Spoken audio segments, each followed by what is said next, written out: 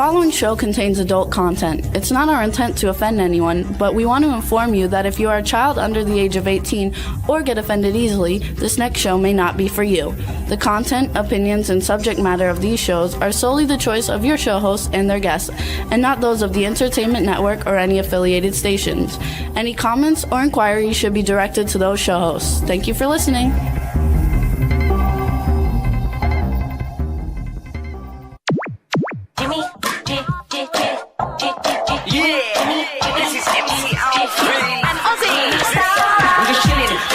Sitting down and designing, where every man never thinking, what are we gonna be wearing? Yo, I'm a Liverpool MC, you can't test me. Big up the girls inside the party, let's get down to crazy Jimmy. Big up myself and known as Alfie, the one and only, the Turkish MC. Always love the clothes of Jimmy. Bitch, I'm your wanna be, Jimmy Star's new celebrity. We'll take you out to Jimmy Star's.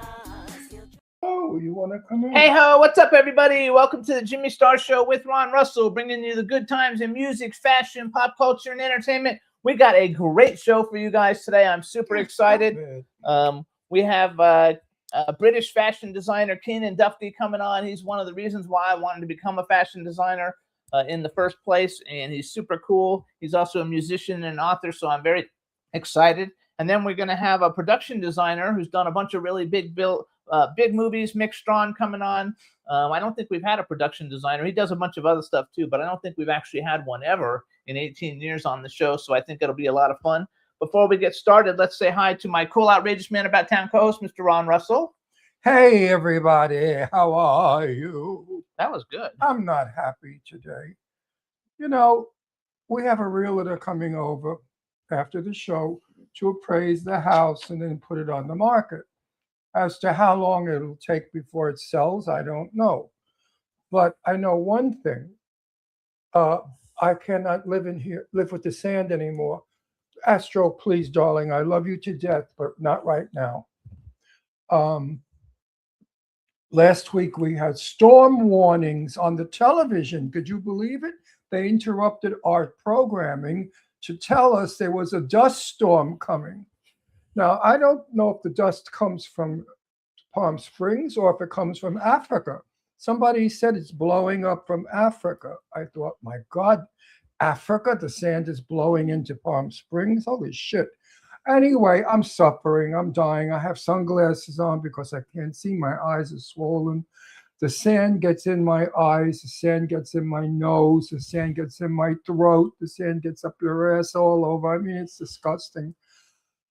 I can't wait to sell this house and move to Florida to get to the ocean where the air is beautiful and clean and terrific. So please bear with me with the sunglasses and my grumpiness because I don't feel good.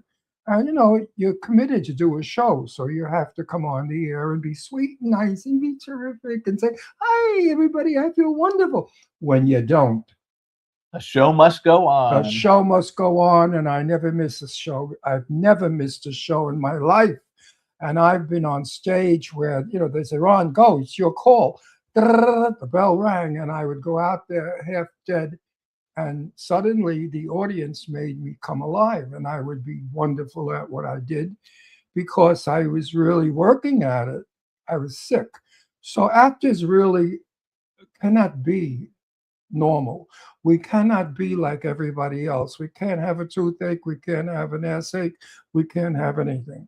We have to go out there and make believe everything is wonderful and we're wonderful and too much work.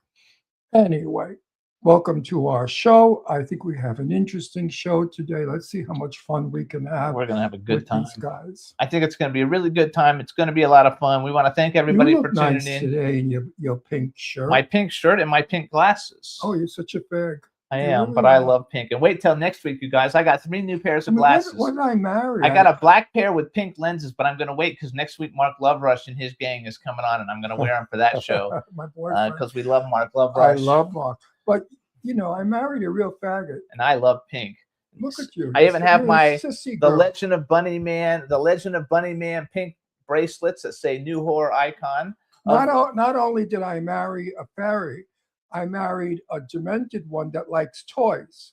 So I married. No, they're not toys. They're action figures. Well, anyway, he married me because obviously he needed a father.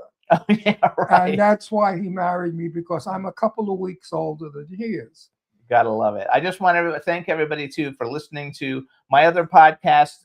We have the Jimmy Star Show with Ron Russell. My new one is AI Filmmaker with Jimmy Star. We have Collector's Corner with Jimmy Star that just broke 1 million views. We have the Indie Sound with Jimmy Star that also just broke 1 million views. And we have Dark Friday Tour News that's only got about 400,000. But we want to thank everybody for tuning in to all the different podcasts. I'm having a lot of fun. So Jimmy's encouraging me constantly, saying, Ron, you have all of that Hollywood knowledge. You have all the movie stars you've known and socialized with and partied with. Why don't you do a podcast and tell the world Classic Hollywood. all the stories? And I said, because people won't believe half of it. They really won't, because, you know, I've witnessed some really outrageous stuff that movie stars have done.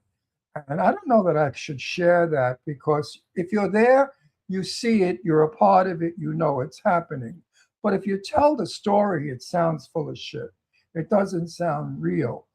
Not only that, but I don't want to give away secrets of the movie stars of years ago, the great legends. Let them be dead and let them die with their legends. Let people believe that Jean Harlow was the best thing in the world, and Jane Russell the best thing, and Clark Gable and all those wonderful actors were fabulous people, when in fact they were not. In person, most of them were rude, very arrogant, very stuck up, or very, very down to earth. In the chat room, they say you should just tell the nice stories then. That Well, you the know. nice stories nobody wants to hear. Sure they will. No, they don't, because I've been to parties where people have asked me questions about Jane Russell, and I say nice stories, and they sort of walk away. But if I say Jane Russell's tits, that's all I got to say. They're like glued to me on my next word. What about her tits? You know what I mean? But you So- could do short ones. So basically, you guys, and anybody who hasn't heard any of my other podcasts, this is a long format show. But on my other podcasts, No. they're under 10 minutes. They're 5 to 10 minute shows. They go really fast, and that way We people were can listen on talking the about run. me. How'd we go back to Well, I'm you? telling you, because you could do a 5 to 10 minute little. It's not going to work. episode. 5 minutes of you can't tell a story in 5 minutes. Well, You're going to abbreviate it, then the story. Anyway, it just doesn't work, because I know from socializing, and people's attention span is very, very limited. If I talk about Marilyn Monroe, who I've never met, and the stories that I have about Marilyn are all secondhand from Shelley Winters, who was my friend, and Jane Russell, who was my best friend. You know, they told me stories about Marilyn, but I don't have firsthand stories. So I don't know. I'm going to have to digest it, think about it, you know, roll it around and think, what could I say that is interesting and doesn't make a star less than a star? Because it's very easy to tarnish a star with stories about them. but you see all kinds of them when you go on YouTube. You watch I stuff know all the that, time, but and you I tell don't- me I those don't- people I- aren't right. You said that's not even true. That's not even true. No, I know it's not true, half of the shit they put on YouTube about movie stars. I know that. But what can I do? I can't go out and fight with them and say that's not true because I know the truth. I mean, I don't want to get involved with that sort of a show. It's very, very tricky. I have great feelings for some of these people. I mean, I love Jane Russell. She was like my sister. We hung out, we traveled, we were brother and sister. And I loved her dearly. So I don't want to say one word ever that might change people's opinion of her. Right, I get it. So we're just going to leave it alone. And I'll talk about it on this show in episodes, little Episodic. episodes. Perfect. Episodes is the right word. Yeah, episodes, little episodic clips. Episodic clips, but episodes. Correct. You big old sissy queer. I am. What are you doing, Astro? Here comes Oh. Astro, everybody. Anyway, we want to thank everybody for tuning into the show. You can listen to us on Libsyn. That's our podcast host, Apple Podcasts, iHeartRadio, SoundCloud, iTunes, Spotify, Amazon Music, Google Podcasts, and YouTube. We also I started a new thing called Dark Star Universe. So we have Dark Star Universe official YouTube for all the different superhero stuff and monster stuff that we're doing.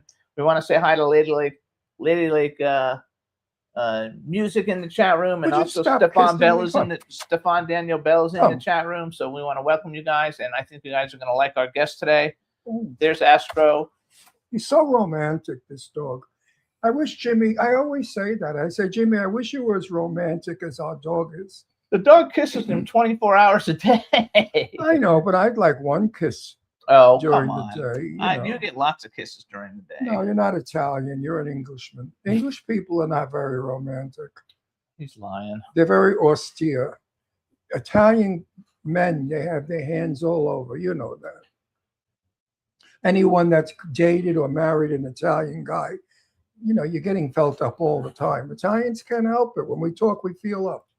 You got to touch what you're talking about.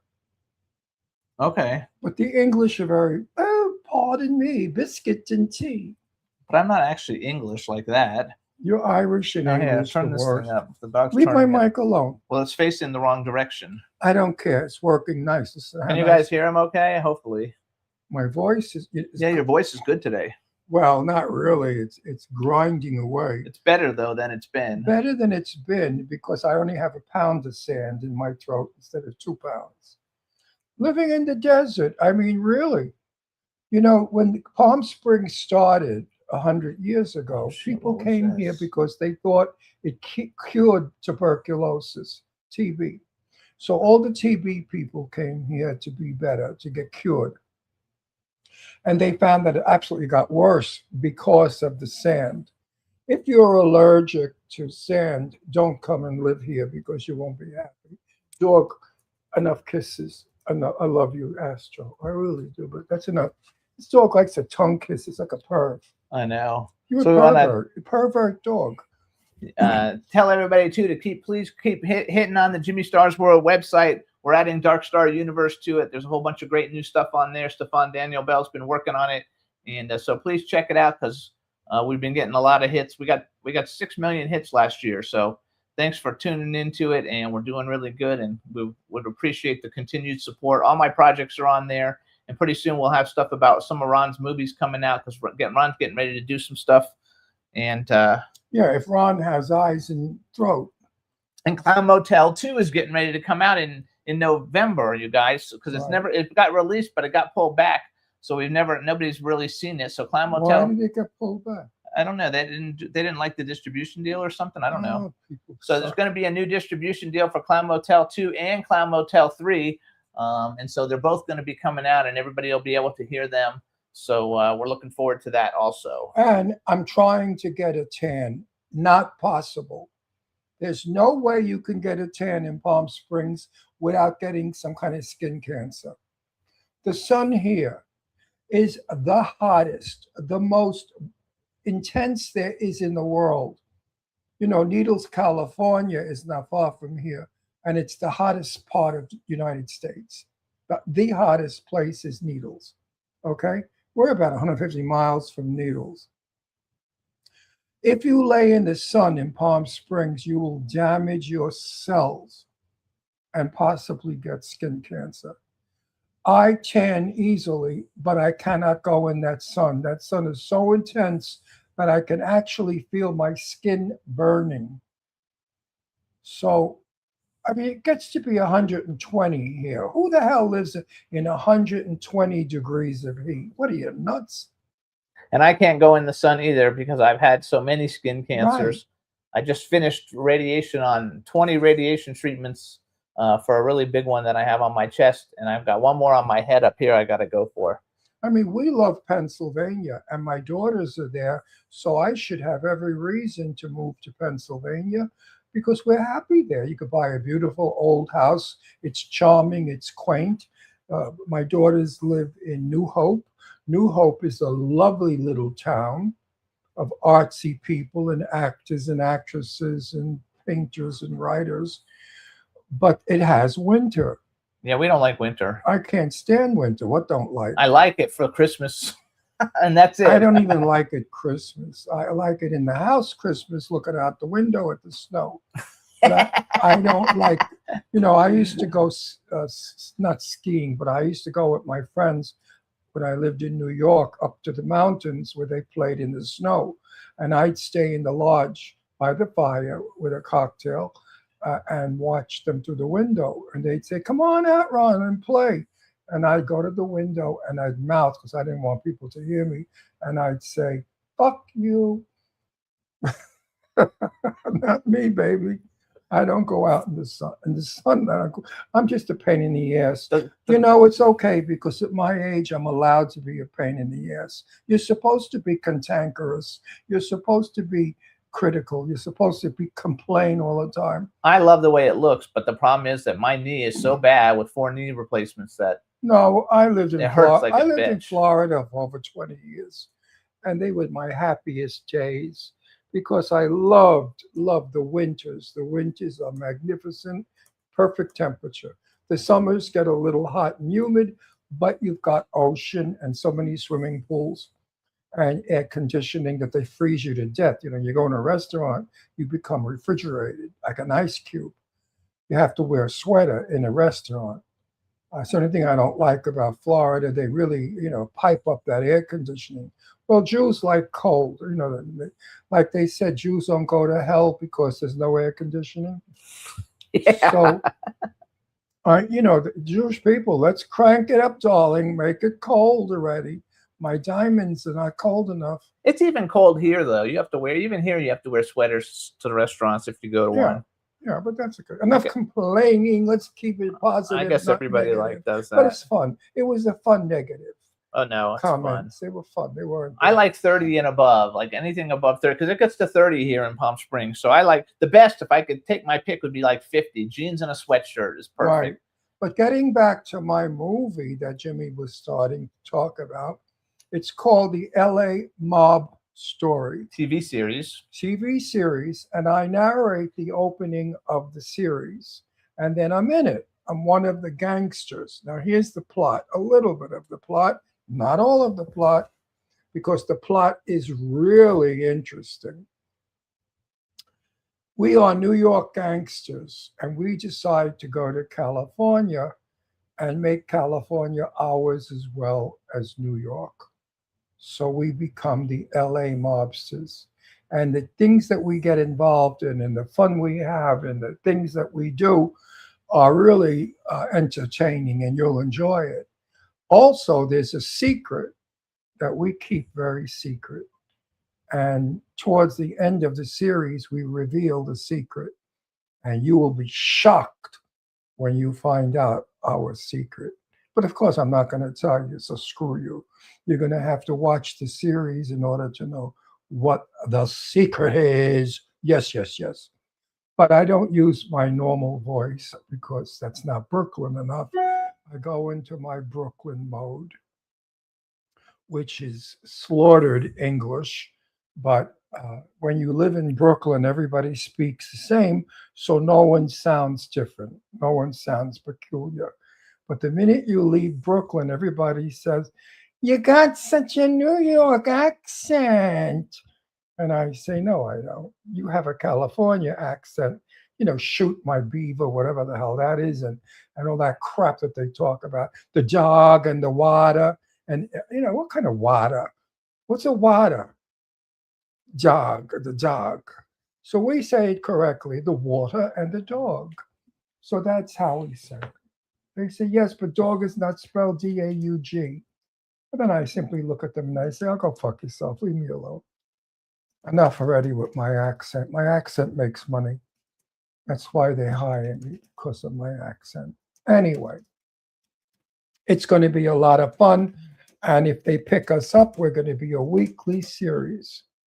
I don't see why they won't pick us up because, well, it's all about the scripts. If the scripts are good, they will pick us up. And of course, the actors are all good actors. I'm working with a lot of good people.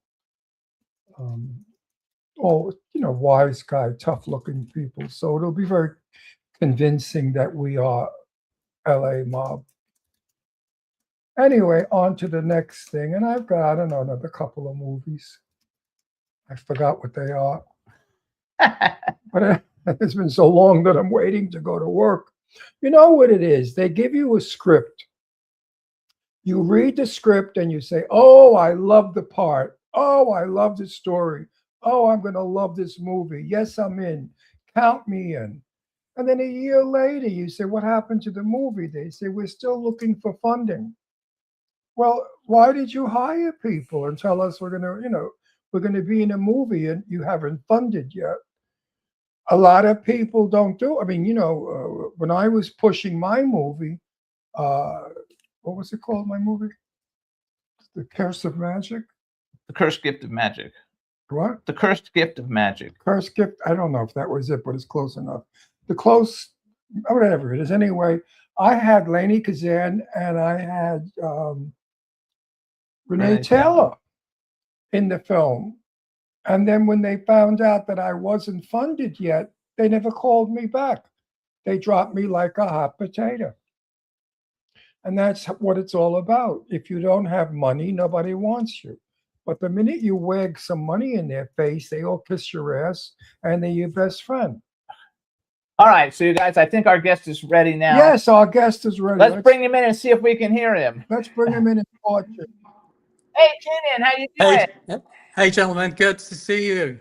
Oh, good. Yes, we can hear. God, you have such nice teeth. You have such nice teeth. All right. I'm so happy we can hear you. I'm super excited. Everybody, now we want to welcome to the Jimmy Star Show with Ron Russell, award-winning British fashion designer, musician, author, and educator, Kenan Duffy. Hello and welcome to the show.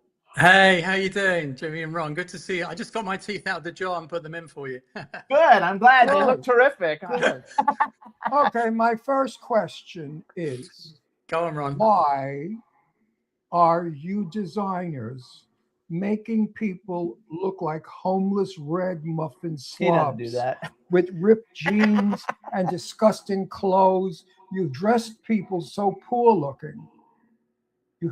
We're not like that. We came from an era 20 years ago where we were the best dressed. First of all, hang Shut on. up, I'm speaking. I know, but you need to know more about him before you ask that question. No, you mind your business. We fight a lot. What is he? He's like a fucking director. He's got to run everything, this piece of crap.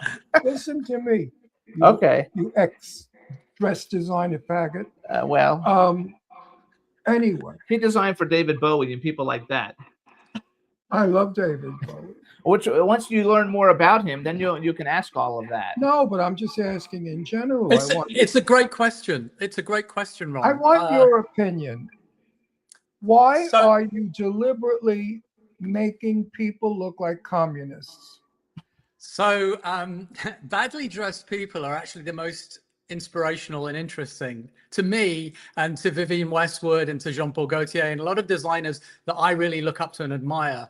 And so, it's not a question of kind of making our community, our clients, our customers, whatever, look poorly dressed, but it's the inspiration that we see. When the plumber bends down and his butt's hanging out, Lee McQueen took that and made a pair of pants called Bumsters, which had a kind of butt cleavage going on. So I think that's like the inspiration is often with badly dressed people. I saw somebody amazing on the subway in LA yesterday, and they were completely unconscious about how they were dressed. They didn't care, but that's why they were so fabulous. So I think we see that. And find inspiration in it. And it's like making a movie, often a kind of a story that you wouldn't think would necessarily translate to a mass audience because it's maybe a little bit weird or off kilter or whatever, that actually really resonates because it's a story that's not really been told before. So I think, to answer your question, I think that's where designers find inspiration. I don't think that they necessarily intend people to be badly dressed, but they see inspiration they find beauty in ugliness, let's say.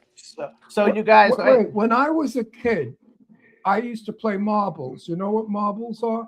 When you shoot marbles? I used to play marbles too. Yeah. Okay. And the concrete of the sidewalk of Brooklyn would rip my jeans. So my grandmother would sew a patch in the knee of my jeans. Did you know I wouldn't go out of the house? I was ashamed. Well, yeah. So, that's a very good point. It's and it's somewhat, it's generational. It's also globally geographic. It was very difficult for many years to sell vintage clothing with rips and tears in it in Japan, for example, because in Japan, until probably the late 90s, Japanese didn't want vintage clothing. They didn't want something that somebody had already worn. And culturally, to have something with holes in it told exactly the same story that you're telling now, which is the person felt humiliated by that, so they wouldn't buy it. And then the mindset really changed because vintage became this desirable thing, and people But you know wanted. what's sad? You know what's sad about this? Young people, when they get to be my age, will never know what it's like to look like Robert Redford or any of the great handsome actors of our day. I dressed when I went out, especially on a date. I looked terrific because I only wore everything that coordinated, everything that was ironed, everything. I looked terrific. So I have pictures and memories of me in the 1950s and 60s looking like a movie star. Now, these people today, when they look back at their youth, they think, oh my God, look at me. My ass is out. My balls are out. Everything. I look like shit. The jeans are filthy and dirty. What was I thinking? When I first met him, he met me. I had on a pair of jeans that I had made, and I had ripped out the crotch and stuck in a plaid fabric, so it looked like my underwear was popping out through it. Great. And he tells people, he just freaks out about that all the time. He picked me up in the mall. He wouldn't leave me alone. He followed me all over. I had to call my friends from Brooklyn who were down in Florida. And I said, listen, I might need you guys. I got a nut job here who's got his balls hanging out in the underwear, and he's following me all over. He's a maniac. He's got earrings and pink hair and shoes. So hang on. So I want to brag a little. First, Greg, you look like all a right, you weirdo. guys, listen up. So King and Duff, you guys, it's a really big deal. We haven't really had a fashion designer on the show ever in 18 years. We've been on for 18 years. Definitely not one that is as accomplished as you are. He graduated from London Central St. Martin's.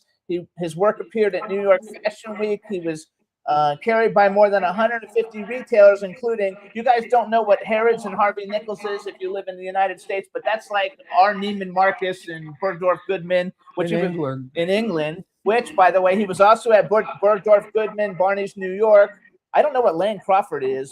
That's the only one I didn't know. And he's been a member of the CFDA, which is the Council for Fashion Designers of America, since 2007. And so you were actually one of my inspirations, my favorite designer. So now I'm old, and I'm a Ralph Lauren guy, and I basically wear Ralph Lauren everywhere because I'm old. Thank God. And so I'm normal. But when I was younger, I had long hair, and I had earrings, and I made one-of-a-kind clothes. And my favorite designer was Vivienne Westwood. Me too. And when I was in London, I actually on vacation, I mean, talking like a zillion years ago, I became a fashion designer in 1998, and I did it for like 20 years. And I actually met her. She rode her bike. She was riding her bicycle to her store, and I was at her store, and I actually got to meet her. One of the highlights of my life, because I was so excited. But she was super fabulous. And so I made one-of-a-kind, rock star clothes. Yeah. And I dressed Elton John, and I dressed Madonna. They were very conservative clothing. Yeah, they said like, fuck me, I'm famous. They were not wild. They were very good taste, because I stole half of them from the he warehouse. took the conservative stuff. Well, he said to me, go in the warehouse and take what you like. So I got a truck, and I backed into the warehouse. Took everything, cleaned it I out. took shoes, shirts, pants, everything I could fit in the truck. No, So that's a joke. My point being, though, like I did a fashion show, and my fashion show was the opening act for The Damned. Wonderful. At a concert, and I did a show with Betsy Johnson, and it was all really wild. So I want to explain something to Ron. Remember when we were in New York, and we went with Perry, and we went to that museum, and they had the punk rock. Yes. That's like him. That's the stuff he makes. Yes. But you know what? I've been to London many times. I've never seen mal-dressed people in England. I see them here in America. But the English are not wearing the ripped clothes, so it's bullshit. I mean, they all think they're Joan Collins. You know, they all want to doll up and look beautiful, which is wonderful. Joan Collins. It depends which neighborhoods you're going to, though. That's the thing. Well, I went could to go Barnaby Street, which, you know, go shopping for my kids. 'Cause Yeah. they like all that crazy shit. And I saw a lot of hair color, but I didn't see too many people with their balls hanging out. Trust me, I didn't. You ripped need to go. clothes. You need to go to the Vauxhall Tavern to see balls hanging out.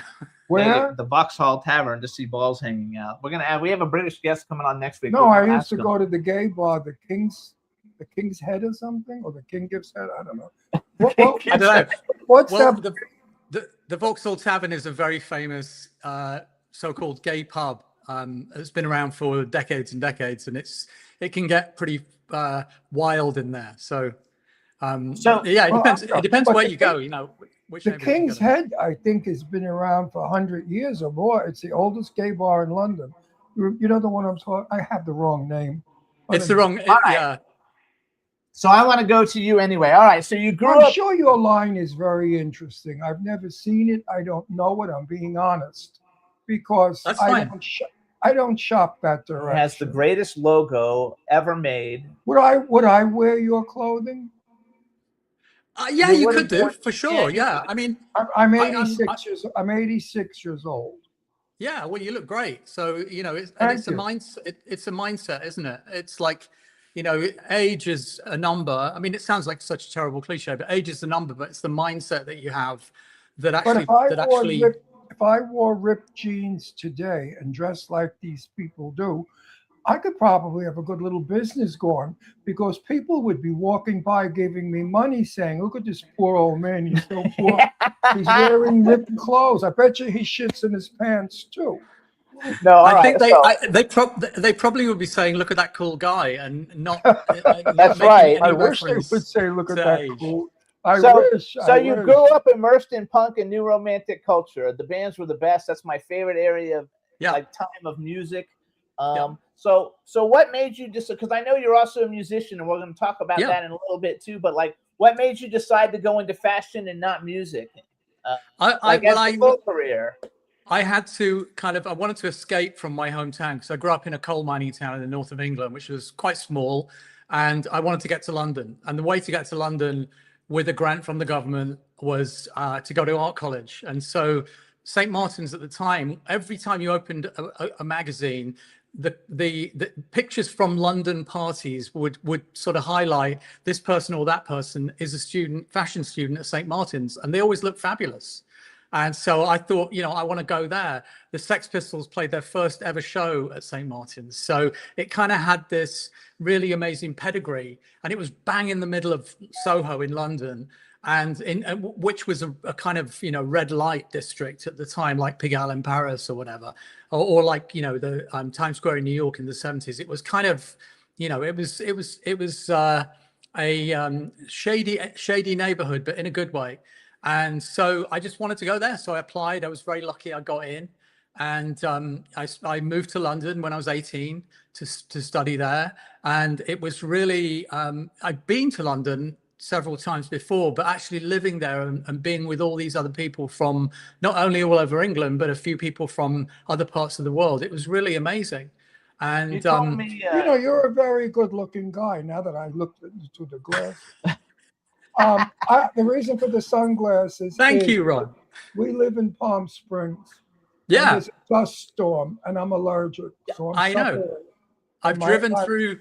I've driven through many dust storms coming from Joshua Tree back to Palm Springs. So yes, So you you drive know. through all of those. So I suffered terrible. That's why I have the sunglasses. So I Yeah. know I don't want to look cool.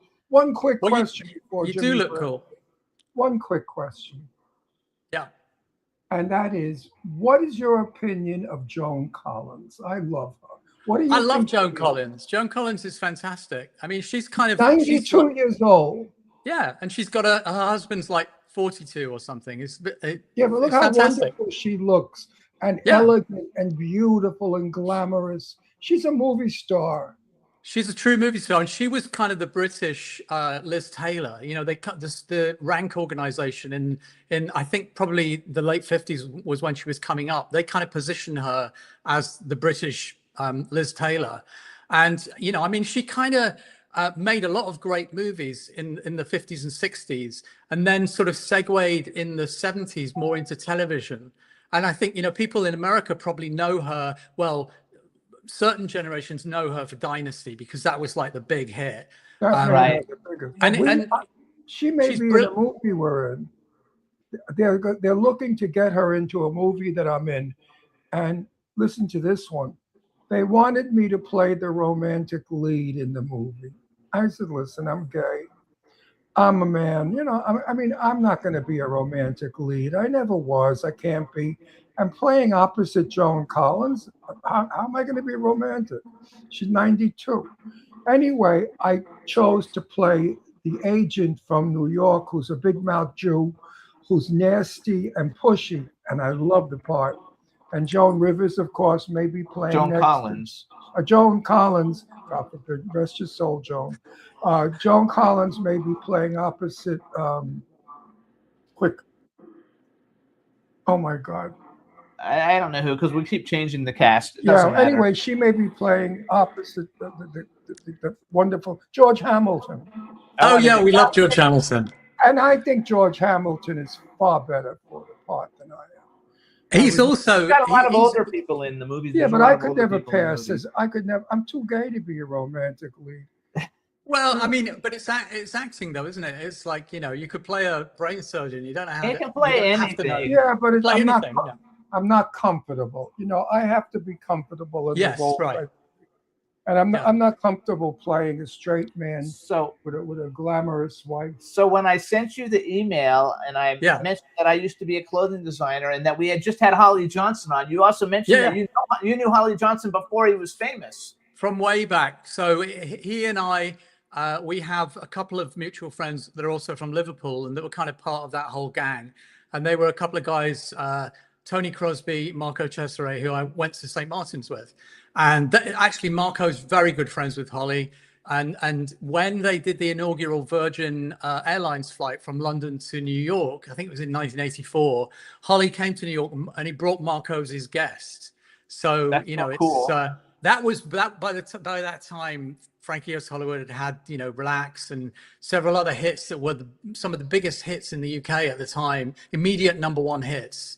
And but before that, they started as this very rough and ready kind of I don't know how you describe it. They were kind of like funk.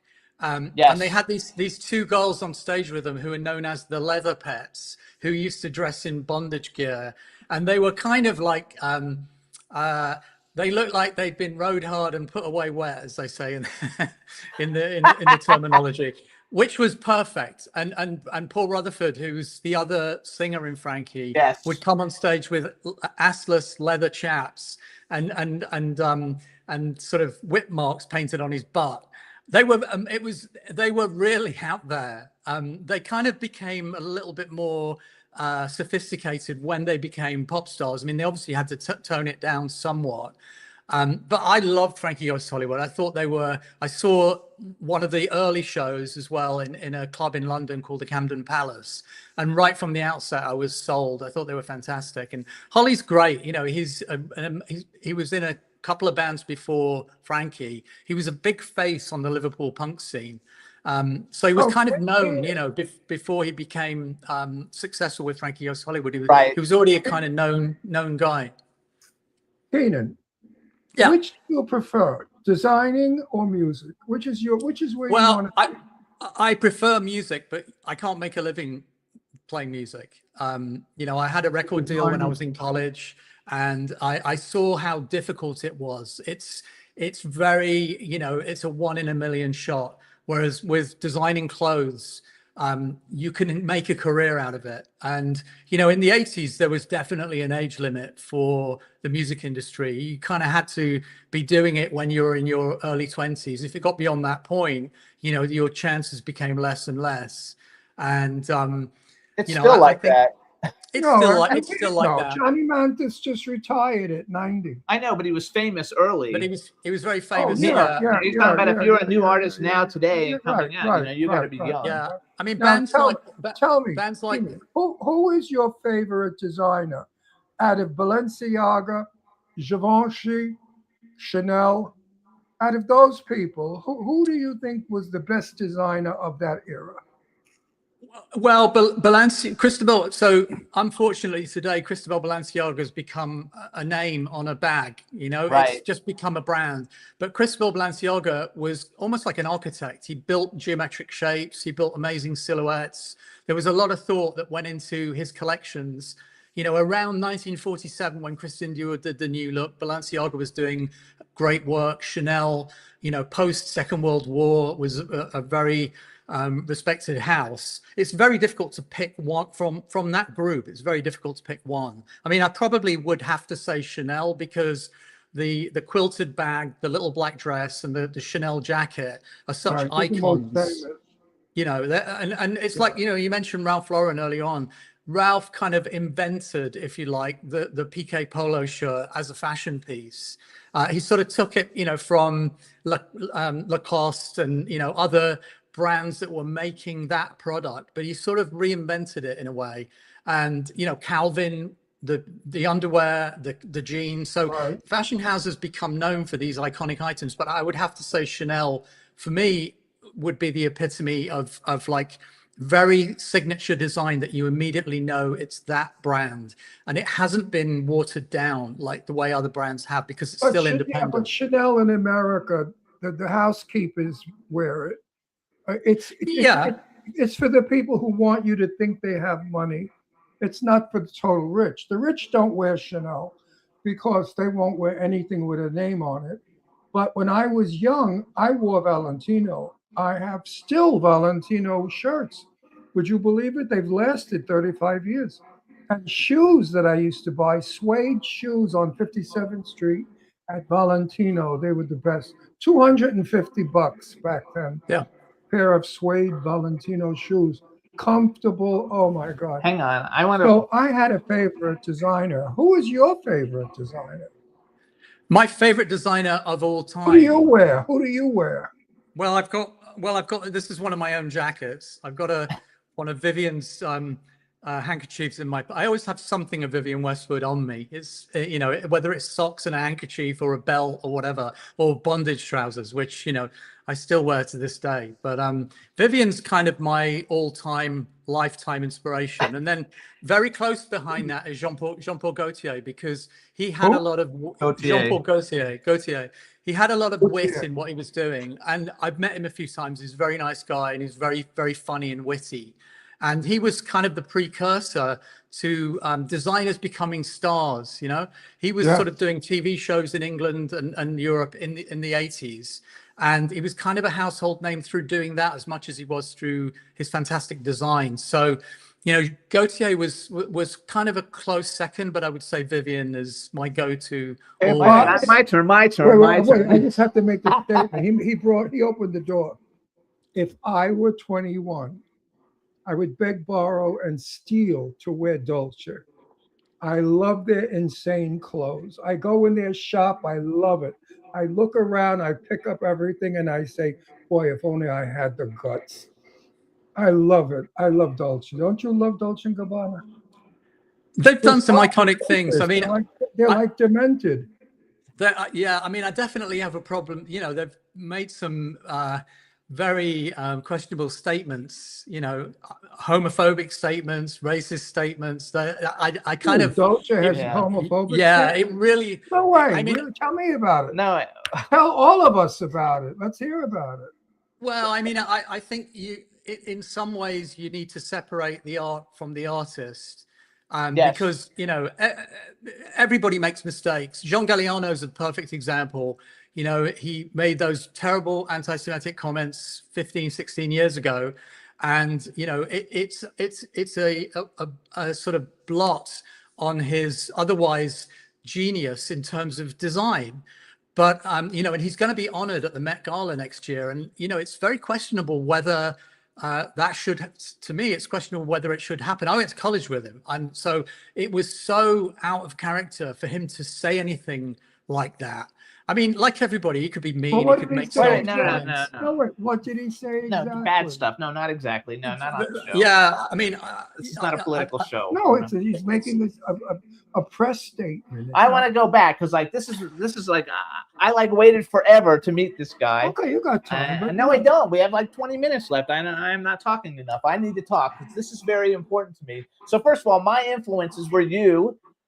Vivian that's very Westwood, kind. Vivian Westwood was always my number one.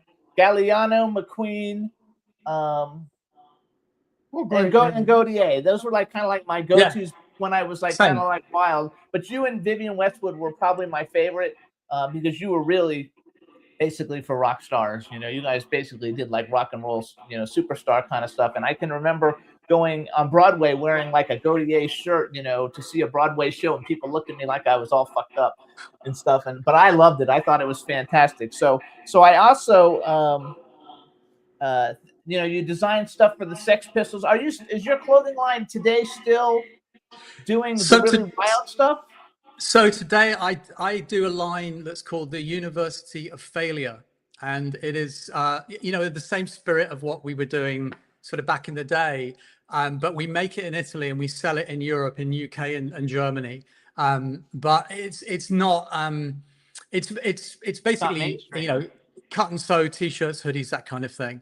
And it's done not under my name because I kind of want to sell it to a young consumer. So I think, you know, a young consumer doesn't want clothes from a 62-year-old guy, you know, with their name on it. They want a brand that they can relate to and that's theirs. So I do it sort of not secretively, but I do it under the name University of Failure. And the idea with that name is if you're not failing at things now and again, you're just staying too comfortable.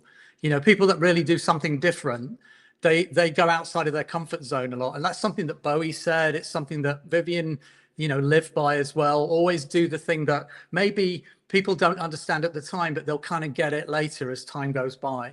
So, you know, I don't think Ralph Lauren has that problem. He's about 90 and he's still designing, and he's got young people that love his line because I shop Ralph all the time. And when I'm in his shop, I see all young people. I don't see many people my age. Ralph, though, has still designing for the Yeah, but very he's young. like a legacy. But it's become a brand. It's like when people are buying Ralph Lauren, they're not necessarily thinking of that man. They're thinking of it's Of like the Giorgio line. Armani. They've gone beyond being a personality. And you know, Ralph used to put himself in the ads on his horse and all that kind of stuff. Yeah, but right. he hasn't done that for a long time, and I think that's strategic. He now wants it to become like you know, Chanel or Levi's, where it's the brand and not It's the necessarily brand the you're personality. Right, Yeah. right. So one of the things Wait, that wait. What? How are you priced? Could I afford you? Yeah, of course. how were you Yeah. priced? Yeah, you could. No, afford how it. are you priced? Well, I mean, we used to do a lot of sort of almost custom jeans for like, you know, $600 that were Woo! with a lot of, but they're all done by hand. I mean, I I did had that to, too. it was kind of a moment in the 2000s. A lot of us were repurposing, recycling, you know, but I also had my line at Target where we were in, you know, 1,200 stores. That's what I across was the going to US. brought up. Yeah. That was the coolest thing ever that you did a line for Target. What wasn't David Bowie inspired? David, back yeah. then, right? So we did a 3-year licensing agreement essentially with Target, and we redid our greatest hits, all of the things that have been really successful for us over the last sort of 10, 15 years. And then in the middle of that, we did the collaboration with Bowie. So I worked with David probably for about 9 months to kind of formulate that collection, and had design meetings with him and approval process and all of that. And but that was part of the Target thing. And it was great. David did a CD that was sold alongside the music, and it was like a phenomenal moment, I think. You know, certainly for me, it was the first time that I'd made So you real were money able as to well make- from You were from- able. from- to- I loved it. fashion, I had every piece. I bought every piece from Target that fit me. Like Oh, I had, thank all you. of them, and I thought it was like really, really cool. I always liked your jackets. I didn't know you then No, you didn't know me then. because I would have bought something. And I really, I think though your Keenan Duffy logo, though, literally out of all the designers, is like the best designer out of everybody. Thank you. Well, it's essentially the Queen's logo. I kind of stole it and changed it a bit. But yeah, I was sort of playing on the whole. I came to the US in '93, and so I've been in the US now for 33 years. And I wanted to sort of play on the British aspect of what I was doing, and I thought that was kind of a selling point. And it worked. It kind of, that's how we positioned it. We were kind of a British rock and roll brand, and the stores liked that, the media seemed to like it, the consumer liked it, so it was a win-win. And it's an easy, people see the logo and they recognize it. It's probably because it's the Queen's logo, it's on the British passport, so it's sort of familiar, so we sort of played on it. How much of your personality is in your clothing? It's all, yeah, I mean, everything that I've lived with in the past sort of 45 years, all those influences are in everything I do, whether it's music, fashion, whatever. They're I can't stop it. I sort of wear my influences on my sleeve. So that sounds like a terrible pun, but I'm very open about it. I mean, loving designers like Vivienne and Gaultier and others, you can definitely see that in my work, but you also see, I think, my sense of humor. And sort of I think I'm very approachable personally, yes, but also you are. You're very personable. You're very sweet. You're very nice. For a guy that's a big shot, you're not stuck up or a prick. Well, I don't think I'm a big shot. I mean, I think I just I kind of have been plodding away, doing what I do for a long time. I started making and selling clothes when I was in college, when I was like 19, 20 years old.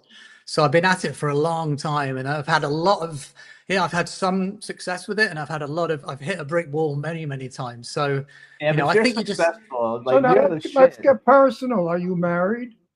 Yes, my wife is upstairs right now. And you with have our two children? cats. You have children? We don't have kids, no. We have two cats. We have a dog. The cats, less trouble.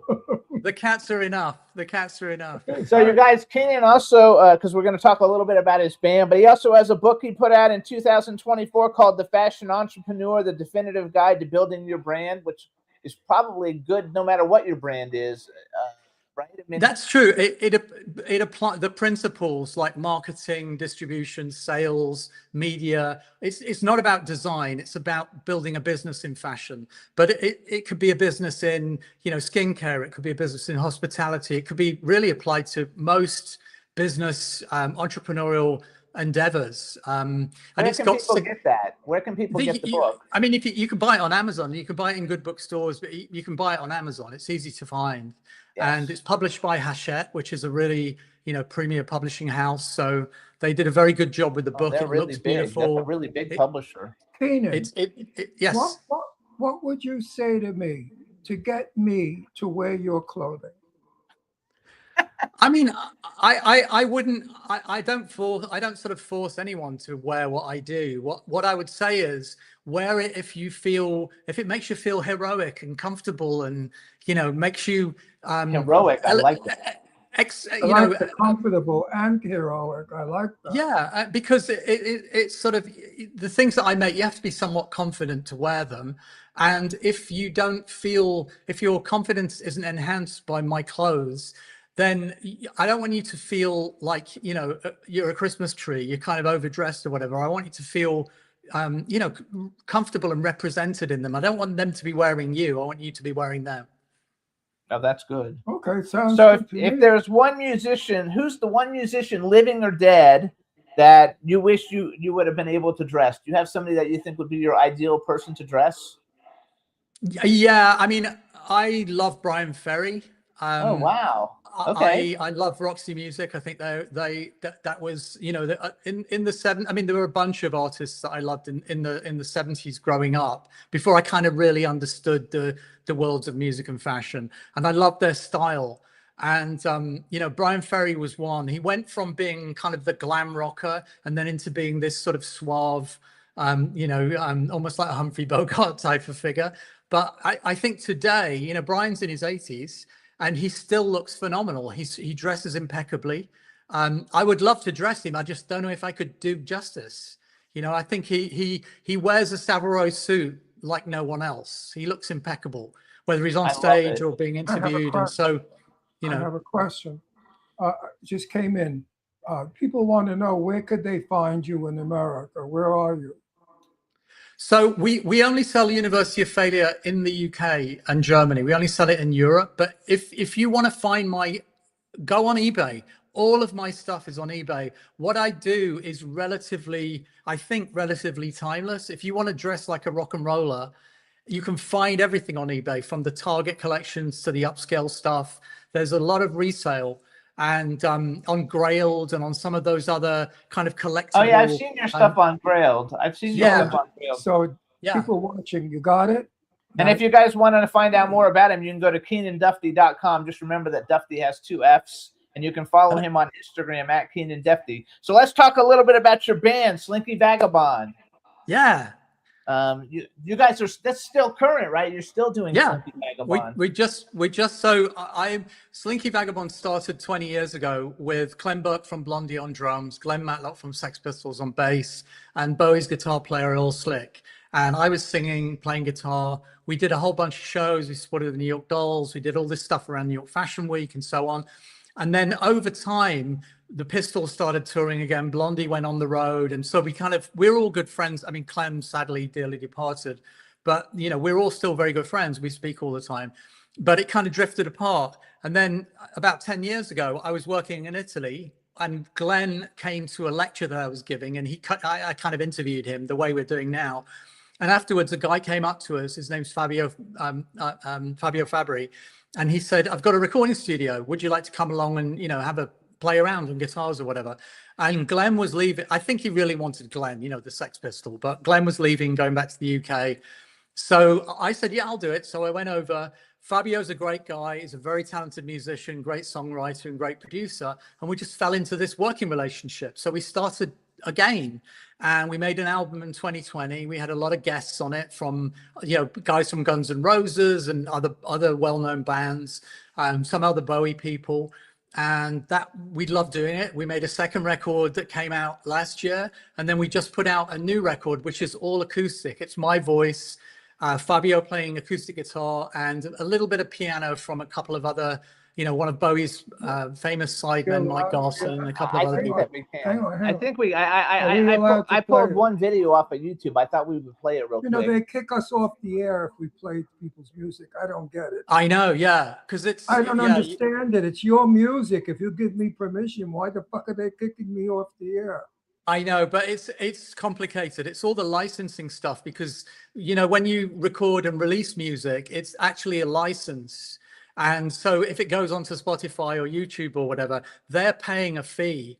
But if you play it on a platform like this, you're not licensed to do it. Even though I'm sitting here and I'm saying, yeah, please play my song. We had it when we had Frankie Goes to Hollywood on. They actually got the song whitelisted so we could play it.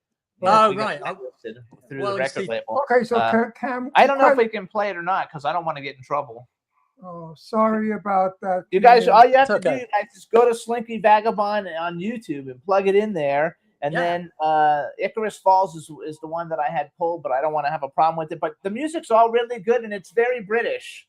Yes, yeah, I'm it is. dying now to know what kind of music it is. What is it like? Am I going to get like a headache from it, or can I understand? No, you're not. It's like more new wave almost. New wave? Sort of, I yeah, like it's new kind of wave. melodic new wave rock. It's not. Oh, You I won't get like a headache from I it. like that. That's I back in the 80s, I made a great. I'll say it's great because I love it. With a 40-year distance from it, I made a high energy record called Water Sports, which you my mum doesn't know what that means, but it was a big underground hit, playing in bars like the Vauxhall Tavern and Heaven and all these other places. And it was what I was kind of known for many years. And it's sort of like Dead or Alive, or when Divine was making records with Bobby O. It's that kind of, Giorgio Moroder, that kind of sound. So my love of music spans a lot of from classical to electronic dance music to rock. And beyond, funk. I mean, I love James Brown. I love LaBelle, the Patti LaBelle. And Oh, He forget loves it. Patti LaBelle. Patti LaBelle is my best. Yeah. All right, so I'm Yeah. going to do a little thing, and this is like a quick thing, like a one-answer question. Punk or Yeah. glam? Punk or glam? Oh, that's so hard. I mean, I probably would say glam. I probably would say glam because that's my formative. That's my formative soundtrack and image. Yeah, All right, London or New York? New York, Vinyl or streaming? vinyl, Vivian Westwood or Alexander McQueen? Vivian. Tough. Vivian, that's an easy one for me too. Best dressed rock star ever? Poof, that's hard. That's really hard. Boy George. Wow. Oh, David Bowie. Boy George. Yeah, I would have to say Bowie. I mean, he wore a lot of dodgy clothes over the years, but you know, if you look at the average of it, he created some very iconic moments. You know, but there's like you think about someone like James Brown, the way he dressed, he influenced so much of Many culture. people. You Yeah, know, but and how and much oh, is it like Boy George in America, because my one daughter was Boy George's time, and she dressed like Boy George, and all her Yeah. friends did. I mean, Yeah. Boy George, all the kids. Oh, yeah, I wouldn't pick him as the best dressed. I asked who's Oh, the I best would. dressed. I think he really. Nah. Sometimes, Okay, most overrated fashion trend in your career? Charles Jourdan. Probably, I mean, probably skinny jeans, you know, because they don't necessarily, you know, at the time they sort of exploded. The message was they look great on everyone, but they actually don't look great on everyone. They don't. You know, Especially if you got a little bit of a belly. Because if you're you know, hung, a middle-aged, you can't wear tight jeans. You can't. If you're hung, you can't wear tight jeans because your penis bends in half. He has to worry about those things. you Very just have to get uncomfortable. you have to get a Very pair of skinny jeans with uncomfortable. get a pair Yeah, of you have skinny to get- jeans with 3 legs. Yeah, there you go. All right. I don't like skinny jeans. I never wore them because I've always had a little belly. It's not big, but it sticks out. I didn't like it. All right, one album you couldn't live without. Ooh, you're asking Wow, that's really. a toughie. I think probably Heroes, David Bowie, because Great one album. side has songs, the other side has ambient sort of mood music. So you know you could flip between the two. So you once said Bowie was the person who made you feel it was okay to be creative. What happened emotionally when the kid who idolized Bowie actually found himself working with Bowie? Well, David was great. He was very down to earth. His dad is actually from my hometown. And so he kind of has an affinity with Yorkshire people. David had an affinity with Yorkshire people. He was very kind. He was very gracious. He didn't act like a rock star.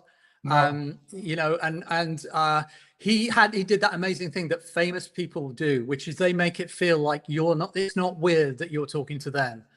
They know that, you know, they're very, very famous, and they have empathy with the fact that you may be starstruck. And so the great ones demystify that. And I think David was really good at that. Isn't that nice when you get to meet like the people who are kind of like the people you like a lot, and they end up that they're actually cool and they're not an asshole? Totally. Well, I and even, found you know, people like McCartney. I mean, he's always really good at, you know, a fan will come up and say, oh, you know, I ran into you on the street in 1987, you know, and Paul says, oh yeah, how you doing? I remember that. And he doesn't remember it all, but he just goes with it because, Right. you know, it's a kindness and an empathy polite- that I think, A politeness. yeah. I met Betty Davis years ago for the first time. Wow. Oh yeah. And, How was she? I was disappointed.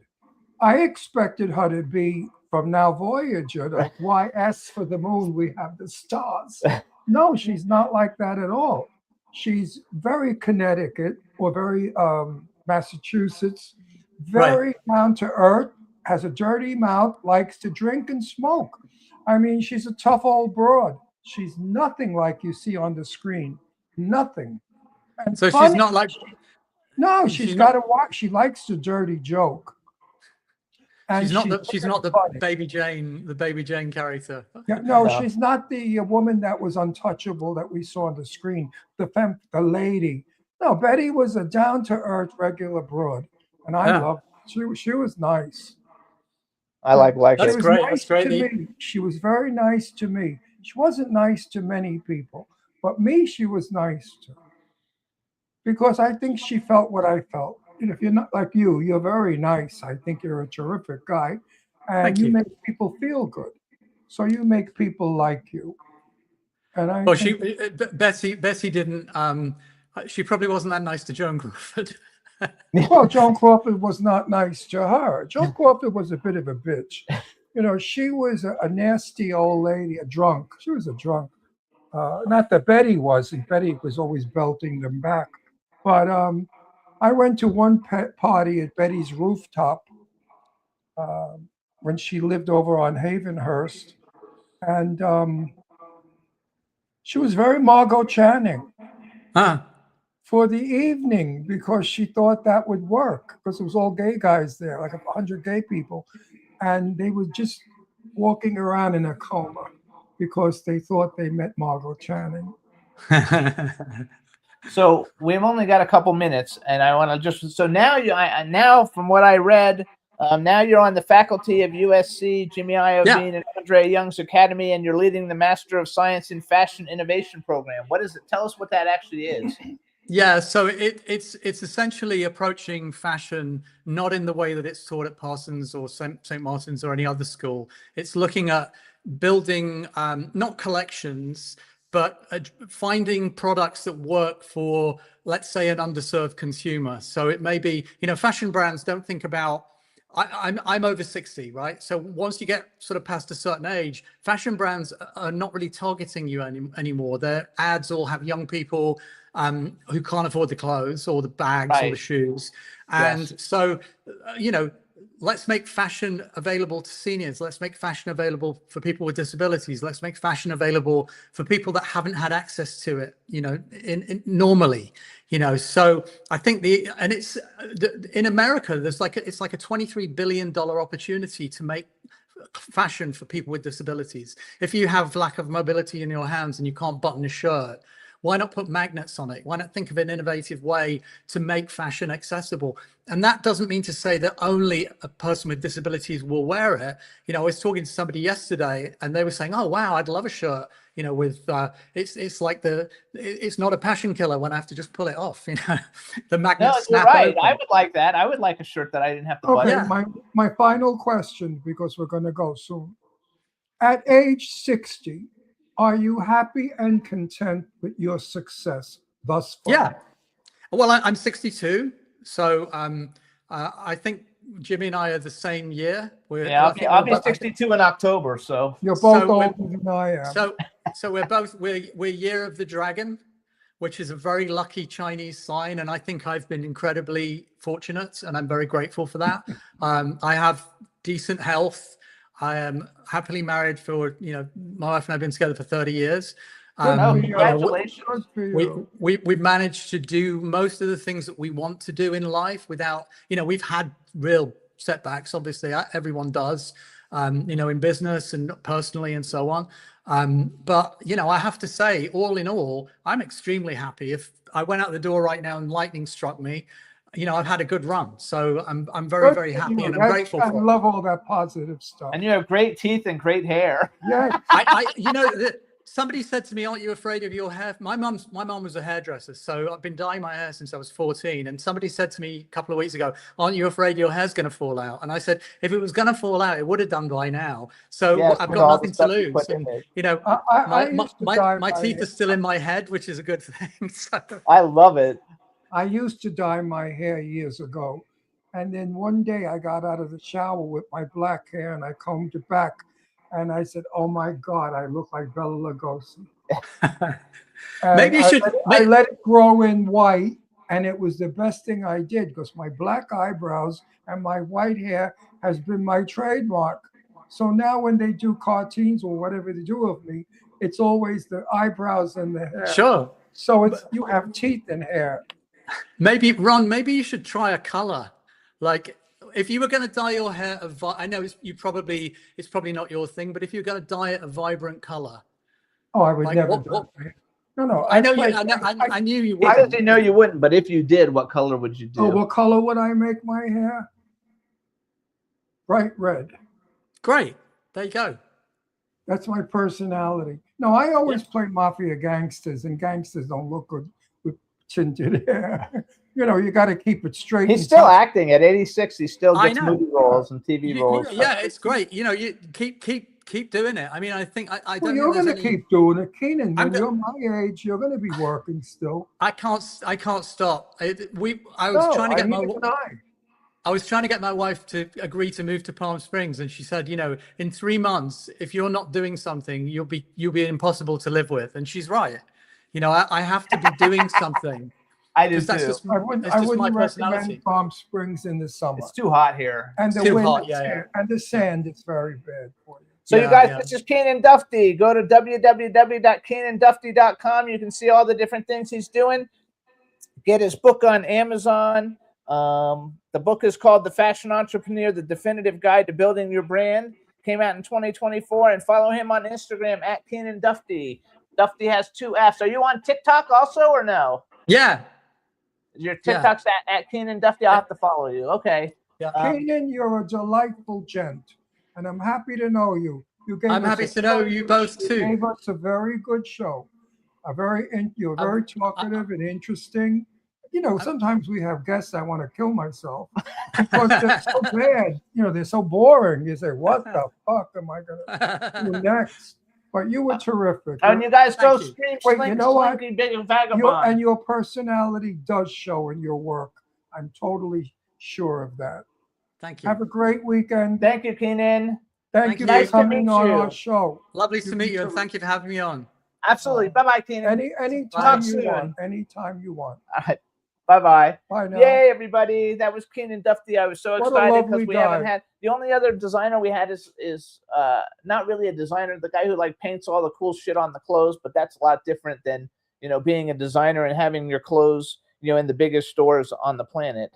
Barney's and Bergdorf Goodman and Harvey Nichols and Harrods, those are that's only a fashion designer's dream would be to get into those stores. Most designers that I've run across, especially Lagerfeld, were not nice. They were very, very, who the hell they thought they were. But this guy is a down-to-earth, terrific, nice person. I like Yes. him a lot. Karl Lagerfeld, who I met, was not polite. He raised his eyes and looked at me. He was seated at the restaurant, and he raised his eyes and looked at me like I was, I don't know what. And that was it. And then he lowered his eyes. So I thought to myself, fuck you. I'm not even going to talk to you. There you go. When they're snobby like that, I ignore them. Ron doesn't like anybody who's snobby because there's no reason to be snobby. No, I'm not a snob. If I'm nice, I talk to everybody. I don't snub anybody. What are you kidding? All If right. they come up to me and say, "Are you Ron Russell?" I say, "Why do I look like somebody else?" All right. We're going to bring on our next guest. Let's bring him in. Hey, Mick, how you doing? Why are you in a car? You're running bank. I mean, you're driving hear away you? from a bank holdup. Can you hear us? Uh-oh. You No can't hear good. us. Oh, Hey, get am I out of on? the fucking car. Hey, Warren, bring him out and see if you can hear him. Can you hear us? What the hell happened? Can you hear me now? He's working on it. Ugh. They make it so difficult when they're in a car. I don't know. Just keep it to yourself. No, they make it public. No, you already did. Why are you so upset about that? Why are you even No, questioning? because we've it? had a whole bunch of people come on in the car. I know that, and they all stink. I swear, look at I him now. swear it was working up until like 30 seconds. Can you hear us now? Yeah, I can hear you now. I'm All fine. right. You're fine. We're all good. Okay, good. All right, I mean- everybody. Now we want to welcome veteran production designer, art director, special effects artist, writer, producer, director, Mick Strawn. Hello and welcome to the show. Well, how's it going, guys? It's going You know what? good. I am the exact opposite of the last guy. I don't speak well. I'm not handsome. I don't. This is a T-shirt that's got my dog's name on it. You know. Actually, we have a T-shirt. Ron's got a T-shirt with our dog on it too. Yeah, Actually. exactly. Well, you know what? It's people love this shirt. I mean, But tell me something. Why are you doing this interview in the car? Do you know how difficult it is for us? We lost Connie Stevens one day. She was in the car. Oh, she's not driving though. He's not driving. No, I know. Oh, But okay. we have lost so many of our guests in a car.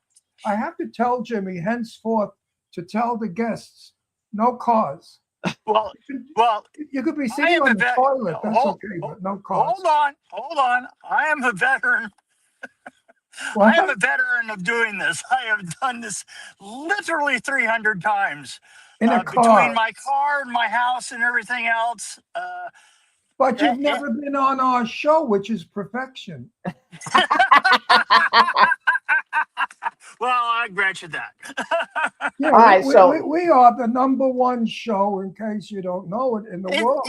It seems like an awful lot of people have been getting back to me as soon as I posted about you guys, and all of a sudden, you know, there's people coming out of the woodwork that's saying you should listen to these guys, and you know, But you maybe know I what? should. And Maybe I should. You don't There you know. go. don't say you're not good looking, because I think you're very nice looking. You could get rid of that shit on your face.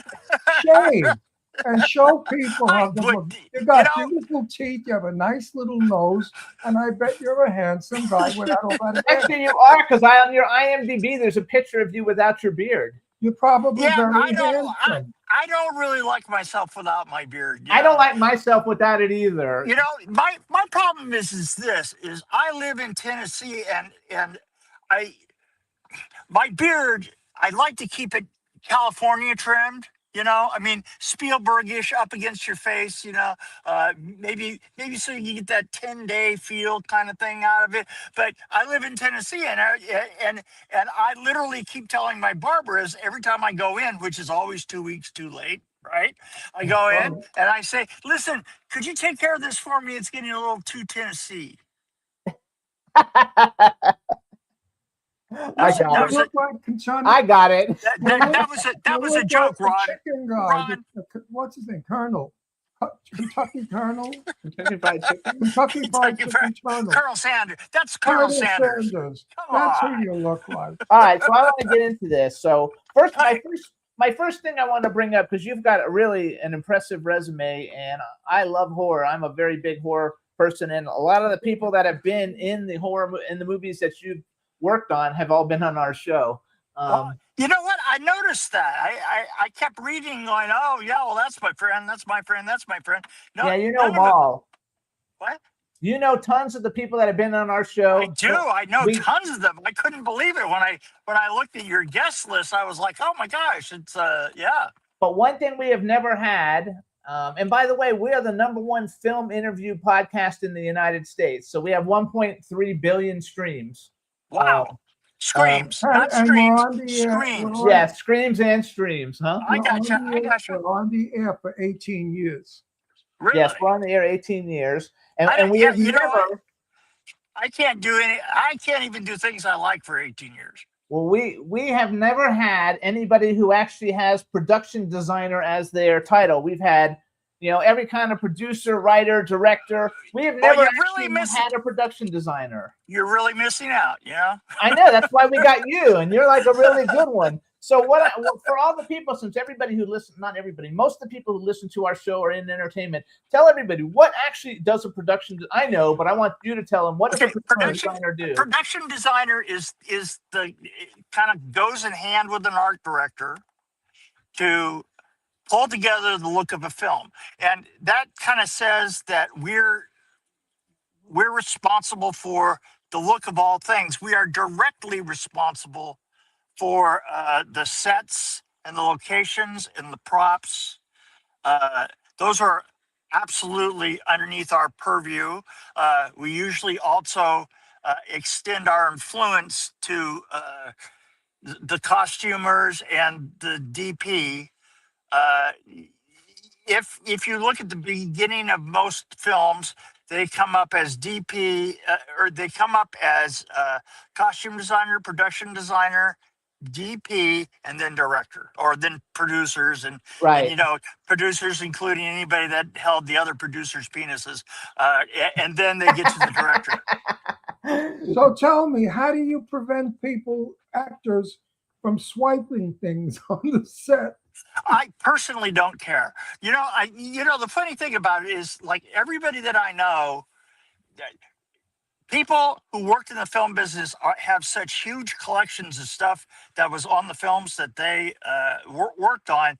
And I am not that way. I swear to God, I still have people, like, you know, once every week, I have somebody that emails me or texts me that, hey, you know, can I get one of Freddie's claws, or can I get a mask from something else I've done, or this, you know, some prop. And I'm like, dude, let me tell you something.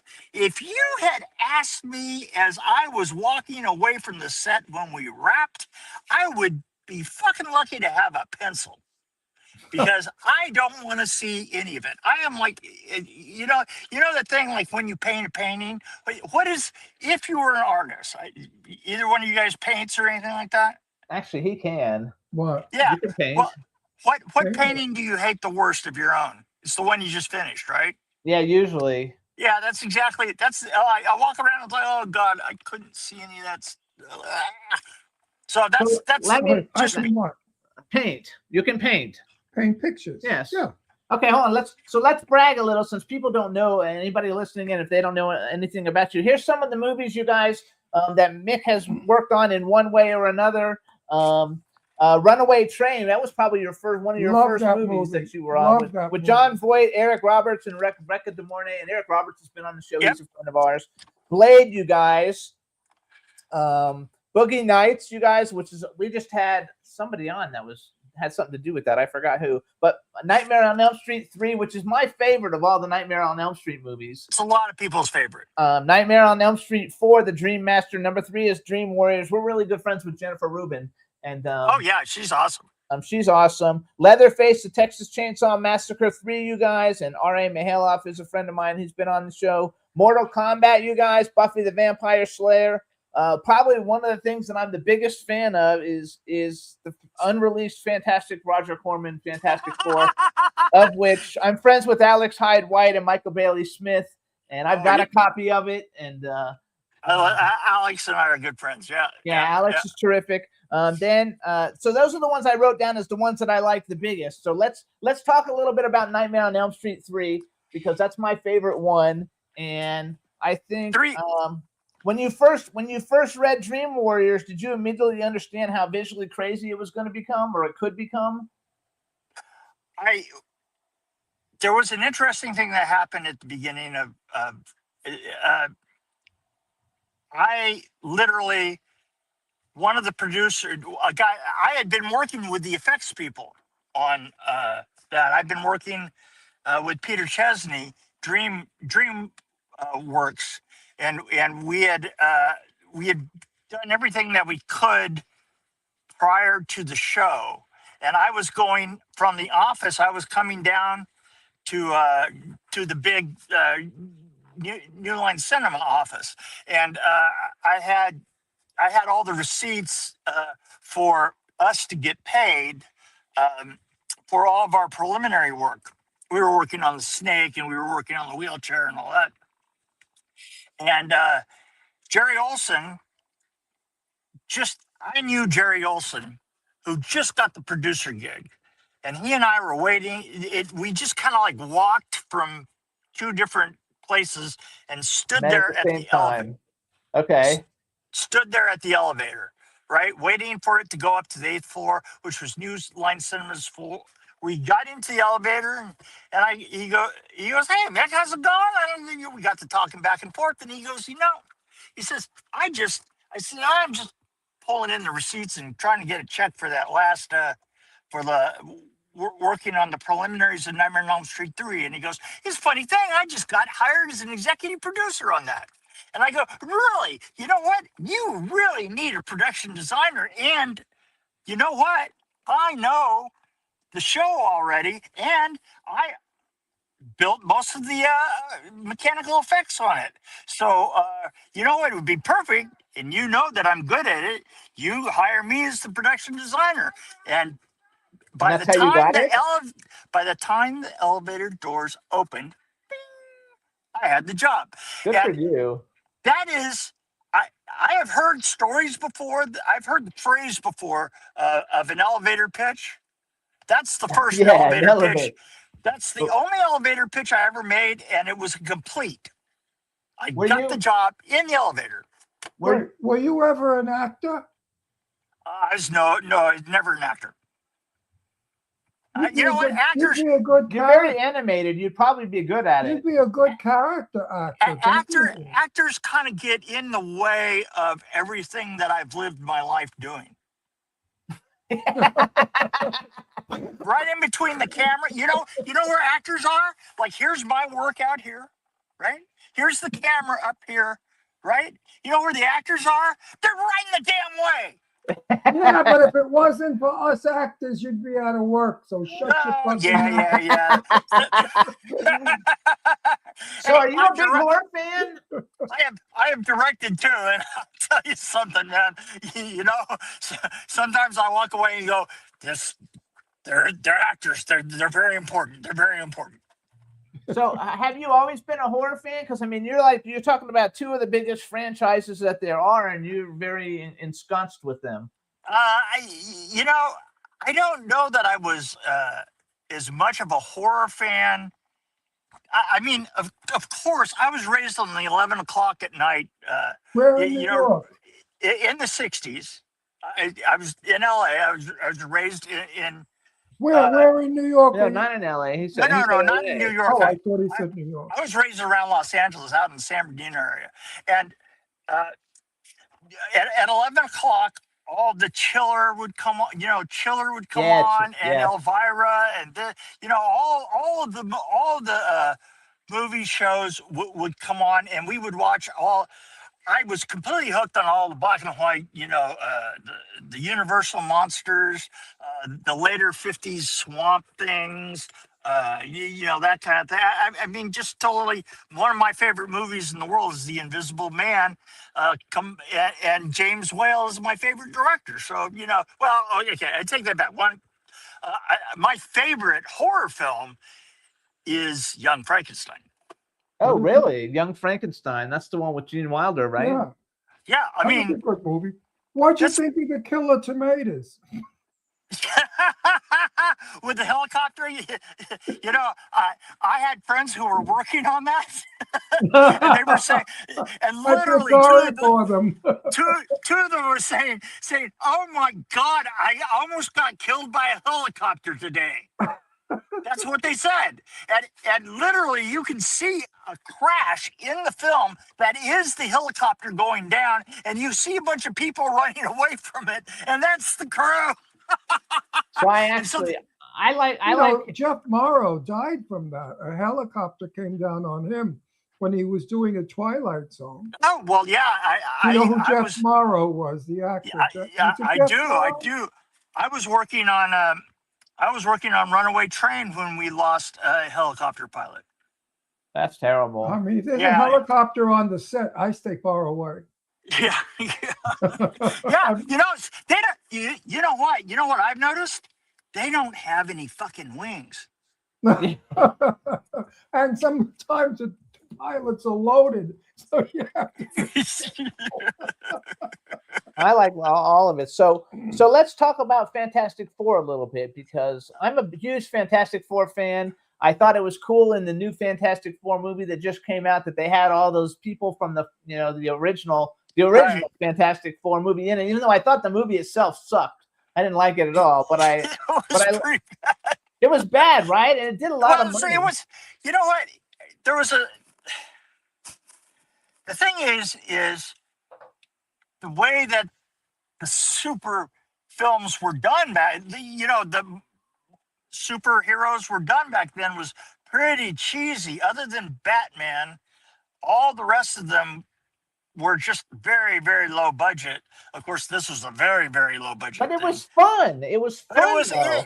it was a lot of fun. I thought that we did a pretty good job for you know, other than the special effects for it. And the thing is the special effects. They had a special effects guy that was going to do CGI, but I think that the only thing he knew about CGI was the phrase CGI.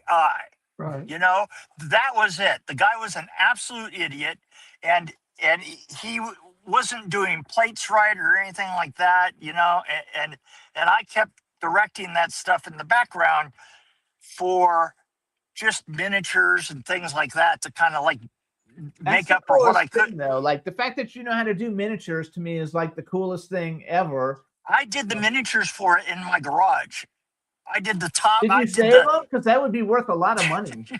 No, I have some pictures of them and stuff, but you know, the bottom of the lair, you know, the woman's lair, I did that bottom of that lair, the top of the you know, the laser going out, you know, the top of the building of that. I did all the spaceships for it and all the rest You of would have that. made so much money if you would. So I collect action figures and stuff, and I would like die to have that stuff in my collection because I Yeah, think yeah, that's the coolest thing ever. So But you know, I'm kind of, as we have pointed out, I'm kind of a walk away from it. yeah, I you go to the do trash it and can. you go away. So, Yeah, Wait a so minute, I'm I wanna always- ask a question. wait, let me just. I have one more part of it. So how come the movie never came out? Oh, that's complicated. It was never supposed to come out. You know, the thing that's funny about it is that it was made so. Have you noticed that movie always gets remade every 7 years? Yes. Okay, how long is the copyright period? Oh, I don't know how long a copyright. It's must be 7 years. It's 7 years, right? So Oh. that means every 7 years they have to make a version of that movie. In Otherwise, order they for a lose it. In That's order right, they for a lose the company rights, called yeah. it's a company called Constantine that has it. It's basically a German-based company. They put out a lot of movies, but that's his personal thing is that movie. And every 7 years, he just goes through the motions to, you know. So we never really get a great one, you know. But the thing is they had to for the first year they had to make at least half of a film, right? Oh, that's why they had. Okay. So I get called the 1st of November to come do this film, and they literally, my agent says on my contract, it says you have to do half of the film before the end of the year. It's like, you know, Oh, in November. Steve, Wow. Steve, I've never made a half of a film before. I don't even know what the fuck that is. But then Oli Sassoon, who's the director, grabs all the footage that's left of it, and there's a kind of a standoff for him to make the rest of the film, and he's already got his sets on the stages of you know, Roger Corman's studio. It became a mess, but I jumped right in because, man, I fucking love a great mess. And Let me ask you a question then. Let me ask you another Sure. question. Because you live in Tennessee. I do. How long have you lived in Tennessee? Oh, probably about 6-7 years now. So I guess because you're really good at what you do, so it doesn't matter where you No. live. You get hired to work anywhere, right? I'm old and I don't give a shit anymore. That's why. You know, I'm 70 years old. You know, it's not You're like 70? yeah. Holy shit! I would have never. He's 86. Well, there you go. I mean, we're both young looking for our age. Yes, No, I but would have I- never. but thought I'm you- You- I'm You- 86 you- young. Yeah. Well, he said he was. I'm what, 62. I'll be You're 62 62? in October. You don't look a day under 90. Yeah, thanks. No, I was just curious because we're gonna move. We're moving to Florida, and to be on, and we're gonna be on the East Coast. And his daughters live in Pennsylvania, and there's a lot of things because I produce a lot of movies. Oh And, yeah, yeah. So, but I mean, Well- you can live anywhere. I just wondered, was it hard? Was it hard for you to find work there just because you're out of the loop? But I guess not because of who you are. I have no interest in finding work, and it still finds me. 2 years. I mean, I've directed a couple of films since I've been here, and I've done this and that, and I did a film series up in Canada that I can't remember the name of, and I did a film with RJ up in with RA Okay. up in Pennsylvania called Solitude. No, it wasn't Solitude. No. That was one of mine. It was Oh wait, I wrote it down. I think. Hold on. Pig Hill. Pig Hill. Pig Hill. Right, I did Pig Hill. You know what? I'm not supposed to remember all this stuff. I swear to God, if it weren't for IMDb, I'd have no freaking idea what I did. He doesn't remember his I either. don't remember what I did 6 How months could, ago. you know, I mean, he it's just impossible. got It cast is- in something, and he's like, and we were talking about it, and he was like, "Fuck, what's the name of it again?" Yeah, We that's- I went- can't remember the names listen of to it. this. Listen to Look, this. We went to a screening of a friend's movie, and there was a voiceover talking. And Jimmy said, "That's you." I said, "It is." I don't remember doing the voiceover in this film. My name's come up before on credits before, and I go, "Oh yeah, that's right." I think it's fun. So, Yeah, how did that's you right. get involved in all this in the first place? Like, how did you actually get into the movie business? You know what? I was doing construction, and my sister was doing wardrobe in New York, on an off Broadway play. You know, one of those. She did like below equity waiver, kind of like, you know, under 50 seat theaters and stuff. And, Right. And in order to do that kind of thing, you sold purses, you hawked purses on the corner, and, To get and the then money. she did, you know, costume design, and she got a gig in California for this thing called Play Safe, because one of the directors on one of the shows Wonder. wanted her, right? And they come to California, and there's this secret about working in the film business, that if you get hired on a film and you really don't have the credentials for what you're doing, the first thing to do is hire a bunch of people that won't tell Tell. them that. So Fake it So till I you was- make it. so I was hired, and Fake it I've till been you faking. make I it. swear to God, I've been faking it ever since. Oh shit! What happened? You hit the Yeah. button. Okay, hold on. I hit the button and we disappeared. No, fake it till you make it. I have people call me to do stuff all the time, and they're like, "Do you know how to do it?" I always say yes, and then I figure it out, and I always figure it out. And Yeah, I get well, people that contact me to get to Jimmy. They say, Well, "Could you well- ask Jimmy to have me on the show?" I said, "Who are you?" They tell me who they are. I said, "No, you're not important enough to be on that show." Oh, I tell them you- that. The little snug fucking things. That was- They think who the that hell was they pretty are. funny. You guys called me out of the blue, and I was like, I have no idea who this is, but I am out there quite a bit. A lot of people like to have this particular. Everybody knows you though, and Well, I thought you were a famous stripper. Yeah. Well, how do you know I'm not? that was good. Hey, you owe me some dollars. So how was working on Mortal Kombat? Because Mortal Kombat was a huge hit based on a video game. It's got to be a And very you high know- expectation. You got a minute? I'll tell you the Mortal Kombat story. Okay, tell I me got a story. a great story for you. So, a friend of mine named Bob Engelman calls me up. I'm going across town, and he calls me up. He goes, "Hey, I need you over to such and such a screening room. I think it was at one of the processing plants in Burbank." He says, "I need you over there. I got to ask your opinion about some stuff." And so I get there, and he shows me this film, and it's Mortal Kombat. He says, and I go, "Well, you guys have done filming." And he goes, "Yeah, well," he says, "but you just saw the film." And I go, "Yeah, that's terrible. That's like watching paint. That's like fucking watching paint dry." And he goes, Like watching goes, paint dry. "What did we miss? What did we miss here?" He says, I said, "Well, you know what you did? is you made a video game, and as far as a video game, it's great. It's just like the video game. In other words, you have people go out in this little arena that they made, and then they fight in these amazing places, and there's no interaction between that and anything in the place, right? And I go, that's pretty fucking boring. I mean, that's the game, don't get me wrong, but that's not a movie, and you got a ways to go for a movie. And he goes, well, explain. Oh, I'm going to get to say this, and you guys are going to know what I'm talking about.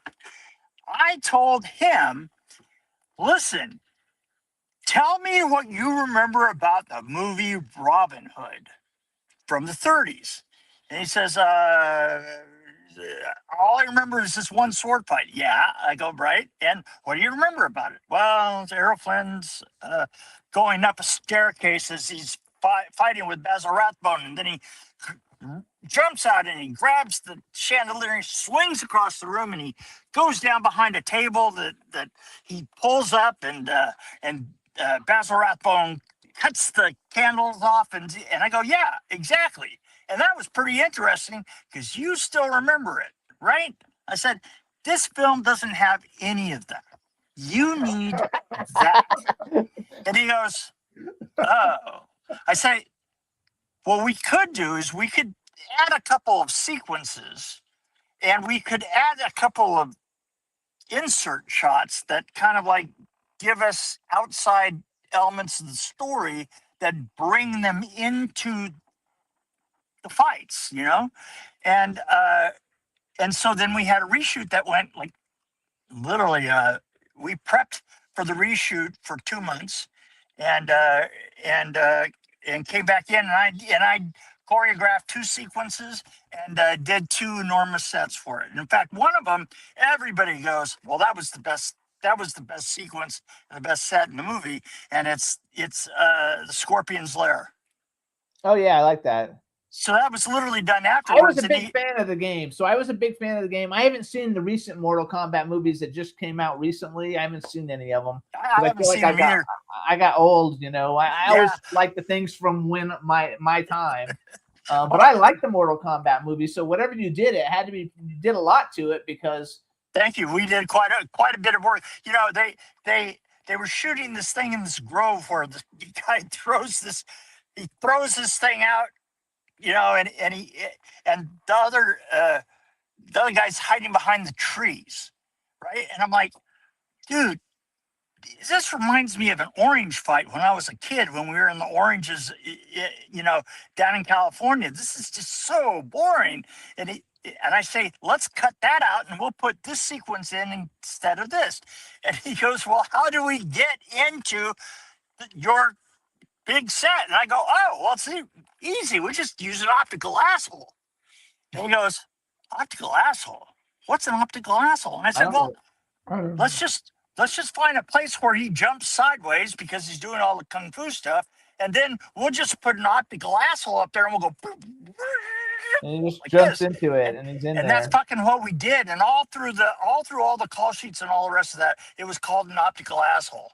I love it. I think that's terrific. I don't like violence. No, I don't. So that's why I don't like horror movies. I'm in them, but I don't like them. I never watched them. Well, So like I'm I sorry, say, I can't say I have ever watched these films you're talking You've seen Friday the 13th. I mean, Nightmare on Elm Street. No, I didn't. Yes, you have. No, I saw pieces of it. Oh. And I didn't like Because it. we had who's the girl who gets who's on the bed and then she gets swallowed up by Freddy on the bed? I forgot. Oh my god. She was Anyway, nice. we had her on the Heather. show. Nice. I like We that. had her on the show, and he knew about that. It's not Heather. It's the other one. It's No, yeah, it's the other one. We've had Amy. Yeah, I we've can't had- think of her name either. We've had so many people from horror movies on because I literally started this show. I was on for a couple years before I met Ron, and it was all horror movie people. So we had everybody like on. But Ron's been in a ton of horror movies, and Cool. so he likes Not bloody ones. I don't do bloody ones. I'm not sure that I like. I'm not sure that I like horror. I don't like horror movies. Is for You don't me to like them watch. either, right? I'm kind of like, I like really weird movies. You know, I like kind of a more eclectic kind of mix of movies. Personally, the thing is horror movies are so much more interesting to make, though, What because movies are? No, he said horror movies are more interesting to make than they are to watch. yeah, oh yeah, by a long Yeah, shot. Because he's the one. Yeah, but he's designing all the like things. So for him, it's a cool. So wait, Yeah. what?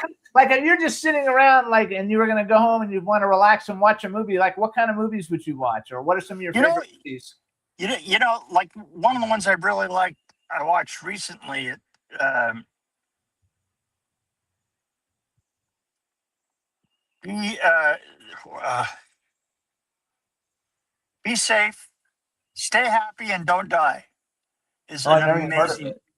Oh, it's an Never even amazing. heard of it. Stay happy and don't Be die. happy, stay. Yeah. Wait, what's it called? Be safe, be happy, and don't die, or stay Don't happy die. and don't die. Look it up. It's really a great film. But I like twisted, weird little films like Dave Made a Maze was amazing.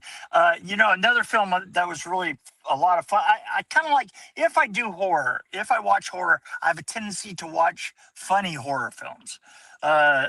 Yeah, like Young Um, Frankenstein. That's funny horror. Well, Yeah, but that was Mel Brooks. I mean, how do you compare anything to Mel Brooks? You Well, can't. you know, the amazing thing about it is if you look at that movie and you know all of your Universal versions, Authors. then he literally just made it up of little pieces of all those films. I mean, literally every one of those films, every one of those little scenes has a direct reference in one of the other movies. You know, it's great. He just brilliant. So, what's your favorite movie of all time? He said it. Of all time? Oh no, oh yeah, Young Frankenstein. Oh, I Yeah, forgot. Young Frankenstein. I'm like Literally, retarded. Young Yes, Frankenstein. you are. Do I have to say that again? Here, let me write it. No. No, I just wasn't, because it's different, you know, because you're from coming. A lot of times we have other actors on or directors, and I say, who would you like to work with or whatever. But for you, it's different. Like, if you could have done the production design on any movie that's ever been made, what movie would you have liked to have worked on? There you go. Oh, yeah. That's a really good question. I mean, the thing is I know that it's become the tropiest movie and it has become everything. But when Blade Runner came out, I was absolutely Blade Runner. Oh, Blade Runner. When Blade Runner came out, I was absolutely astonished. I was like, this is and the thing is it's become everything that we see all the time. You know, ever since. I love the Harrison Ford Blade Runner. When they remade it with, like, I don't know who was in it, Ryan Gosling or somebody. I didn't like Yeah. the remake. I didn't like Yeah, the but I remake, mean- really, but the original I- was fabulous. But the original was absolutely amazing. Yeah. I just like everything as the original. I don't like it when they do all the I don't like. remakes. I don't, I don't like second- remakes because I think people can do. You know, there's so many good writers out there. You know, if people gave a Well, chance. you, to do you know, things. you got to be open to. I have to tell you, I kind of like. I like a lot of modern movies. I like watching modern movies more than I like watching bad transfers of 35 millimeter. Oh yeah, that's true too. Because the thing is it.